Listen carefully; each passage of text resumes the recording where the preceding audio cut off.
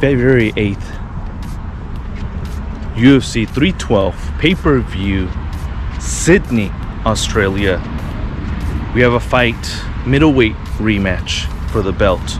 Sean Strickland versus Dricus du Plessis. And also, we have Weili Zhang returning as well, defending her strawweight belt against Tatiana Suarez. I'm going to start off by saying this card is absolute garbage. This is not worthy of paying $60, $70, $80. And you will see why. The main card outside of the championship bouts is fucking preliminary cards for an ESPN fight night. So here we go. Unqualified predictions from the main card, from bottom to top.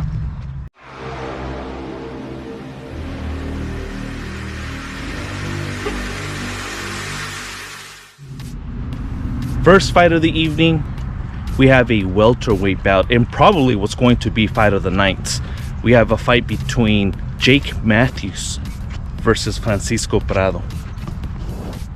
Jake Matthews and Prado are very impressive fighters. They both push forward. They both throw a lot of volume. They have similar styles, except for the fact that Prado is a powerful, aggressive striker, while Jake Matthews pushes the pace as well, but he's a little more calculated. He's not as heavy-handed, but he still gets in your face and makes it an ugly fight. In Prado's last fight, and one thing I noticed again is this guy's a juggernaut. He just walks forward, throws with bad intentions. He eventually got pieced up, which tells me that a well-calculated Jake Matthews has a good shot here. But I will not deny his heart. The guy kept on coming. Jake Matthews' last fight, and in this fight with Philip Rowe, he was able to hurt him several times. He was able to get in there, throw his shots, get out. The guy looked good. What I believe is going to happen here is we're going to have a fight of the night. And I have Jake Matthews here winning an exciting unanimous decision.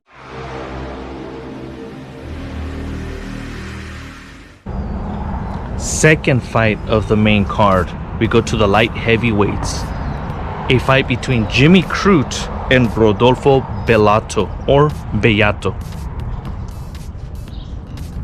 I think this is a no-brainer here. Jimmy Crute, man, back-to-back losses to Minifield, and he did not look good. I don't even think he's UFC quality, to be honest. While Rodolfo had an amazing fight against Teixeira, who just recently got cut, but that fight was so much fun.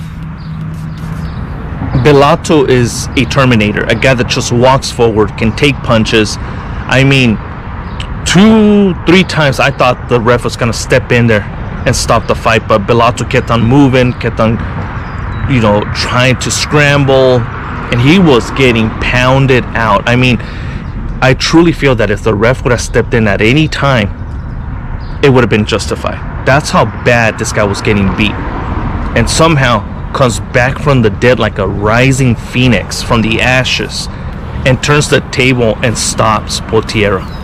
Jimmy Crute, like I mentioned in the beginning, I've never been impressed by him. Slow, he's not explosive or even fast with the striking. His wrestling's not really, out wrestling Minifield on their first fight doesn't really say anything about his wrestling. We got a Minifield who freaking tired himself out from beating the fuck out of him.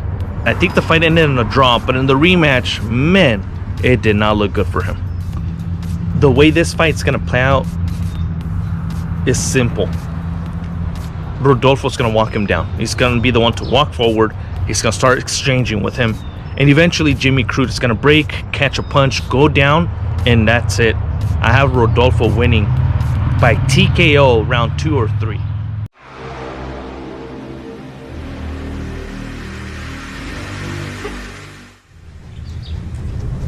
Third fight of the main event, we have a banger. We go to the heavyweight division. We have a fight between Justin Tafa versus Tallison Teixeira. This is an easy fight right here, you guys. Justin Tafa is the next Bam Bam Tuivasa. Those guys that are short and pudgy, but are extremely durable, extremely tough, don't have much of a reach, but if you let them get in there, man, any single little punch from them could spell disaster. We can get a knockout highlight reel here. Tallison, coming from the Dana White Contender Series, a huge, tall guy, but extremely sloppy. Just a guy that, in my opinion, does not belong there. It seems like he can't carry his own weight. His arms, he seems to get tired real quick, and somehow got a knockout in his debut. Let me tell you, that style spells a beautiful KO highlight reel for Justin Tafa. Round 1 or 2.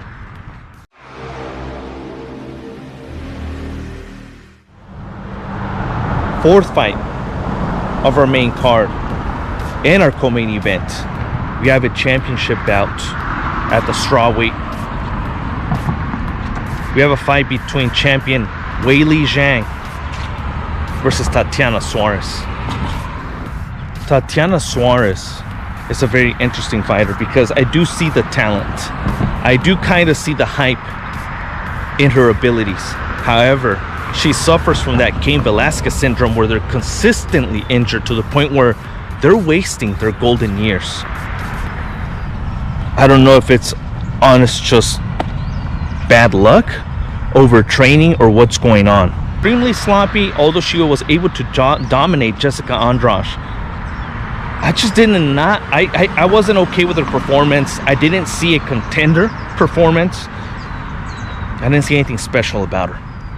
While our champion, our current champion, Weili Zhang, is staying busy. She's going 5 rounds. She's able to showcase what she has, her cardio, which is pretty good.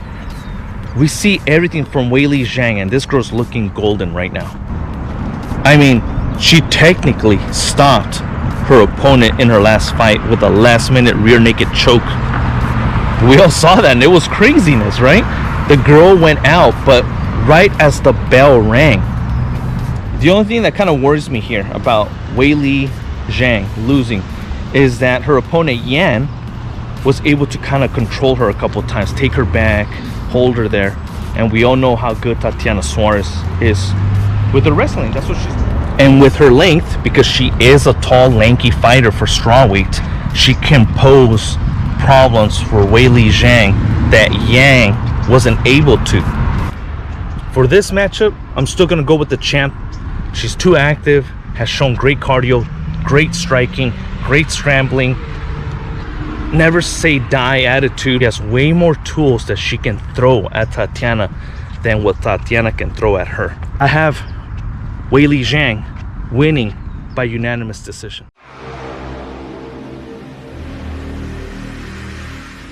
Evening main event, middleweight clash rematch between Dricus Plessis and Sean Strickland.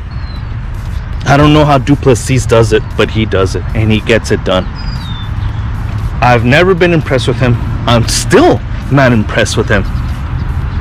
Same thing with his opponent, however. Sean Strickland is a guy that I've never found exciting.